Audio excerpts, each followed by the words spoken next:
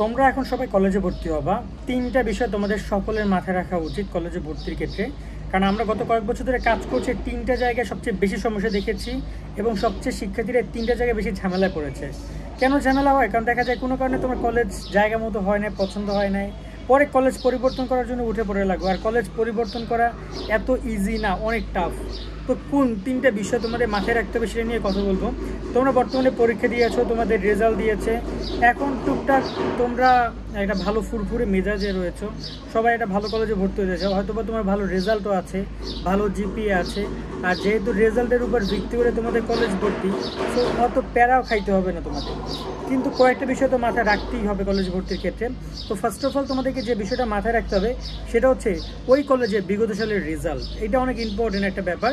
যেমন তোমরা এসএসসি পরীক্ষা দিয়েছো, কয়েকটা স্কুলে দেখলাম যে একদম মানে শতভাগ পাস, কয়েকটা স্কুলে দেখলাম দুই একজন মাত্র এ গ্রেড পাইছে, বাকি সব এ প্লাস।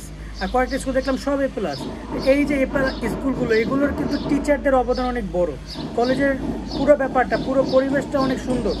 সো এমন কলেজে তুমি ভর্তি হও যে কলেজগুলো এই অ্যাডভান্টেজগুলো প্রদান করবে, যারা মূলত রেজাল্টগুলো ভালো। কারণ রেজাল্ট ভালো মানে ওভারঅল সব সিচুয়েশন তোমার জন্য পারফেক্ট আছে। সো কলেজ ভর্তির ক্ষেত্রে এই জিনিসটা অনেক ইম্পর্টেন্ট যে তুমি যেখানে ভর্তি হচ্ছ সেখানে বিগত সালের রেজাল্ট কেমন। যদি দেখো যে পাশের হার অনেক ভালো, ফেল কম, তাহলে ঠিক আছে। বাট দেখা যায় যে অর্ধেক ফেল অর্ধেক পাস, বা অনেকে ফেল করতেছে অনেকে পাস করতেছে, এই বিষয়টা কিন্তু অনেকটা কষ্টকর হতে পারে। আবার যখন একদমই কলেজ না পাবো তখনই অন্যরকমভাবে ভাববা। বাট যেহেতু তোমাদের অপশন আছে, তুমি একটু বুঝে শুনে সিদ্ধান্ত নাও। সেকেন্ড যে ব্যাপার সেটা হচ্ছে যে বাসার কাছাকাছি কোনোটা কলেজে ভর্তি হওয়া। কেন বলছি শোনো, এইচএসসি পর্যায়ে তোমাদেরকে প্রত্যেকটা সাবজেক্টে ফার্স্ট পেপার সেকেন্ড পেপার পড়তে হবে, পুরো অনেকগুলো প্রস্তুতি নিতে হবে এবং সময় খুবই কম। এসএসসি 2 বছর, যেখানে তোমরা এসএসসিতে একটা বই গণিত পড়ছো 2 বছর, তারপর হচ্ছে আইসিটি পড়ছো 2 বছর, বা হিসাব বিজ্ঞান বা তোমাদের পদার্থ পড়ছো 2 বছর, কিন্তু এখানে প্রথম ও দ্বিতীয় পত্র পড়তে হবে। অর্থাৎ সময় অনেক কম, সাবজেক্ট অনেক বেশি, অনেক বড় একটা সিলেবাস। তো এই জায়গায় তোমাদেরকে যদি ভালো রেজাল্ট করতে হয়, তোমাদেরকে কাছাকাছি বাসায় থাকতে হবে, যাতে করে যাতায়াত করা বা কোনো ধরনের ঝামেলা না হয়। অনেকে ঢাকায় ওঠার চিন্তাভাবনায় আছো, যারা ঢাকা বা তুমি তোমার গ্রাম থেকে অন্য একটা জায়গায় যেতে চাচ্ছ, তাদেরকে বলবো তুমি আগে কনফার্ম হও যে সেখানে তুমি হোস্টেল ফ্যাসিলিটি পাচ্ছ কিনা বা বাসস্থানে কোনো সমস্যা হচ্ছে কিনা। এই বিষয়গুলোর উপর ডিপেন্ড করে কিন্তু তোমাকে কলেজ চয়েস দিতে হবে। যারা আমার মনে হয় যে এইচএসসিটা তুমি তোমার নিজস্ব জায়গা থেকেই, এলাকার কলেজ থেকে বা বাসার কাছাকাছি কলেজ থেকে করাটা ভালো। বিশ্ববিদ্যালয় পর্যায়ে গিয়ে তুমি অবশ্যই শহরে আসো, সেটা আলাদা ব্যাপার। বাট এইচএসসি পর্যায়ে আমি মনে করি এটা এভাবে করা উচিত। থার্ড যে ব্যাপারটা কথা বলবো সেটা হচ্ছে ওই কলেজের শিক্ষকদের নিয়ে একটু আলোচনা করি।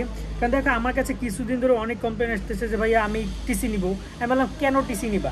বলো ভাইয়া এখানে শিক্ষকরা অত অ্যাক্টিভ না, তারা ক্লাস করায় না, তারা প্রাইভেটের উপর নির্ভরশীল, তারা অতটা গুরুত্ব দেয় না। বিশেষ করে সরকারি কলেজে এই প্রবলেমটা বেশি হচ্ছে। তাদেরকে বলবো যে তুমি আগে শিওরা ওখানে টিচাররা কেমন, লাগলে ওখানে যারা পড়ালেখা করে অলরেডি এরকম 2-1 বড় ভাইয়ের সাথে কথা বলো যে ভাই এখানে টিচাররা কেমন, এখানে ক্লাস কেমন হয়, এই দুইটা ব্যাপার জানো তাদের কাছ থেকে। কারণ এই দুইটা ব্যাপার অনেক ইম্পর্টেন্ট ভাইয়া, বুঝছো?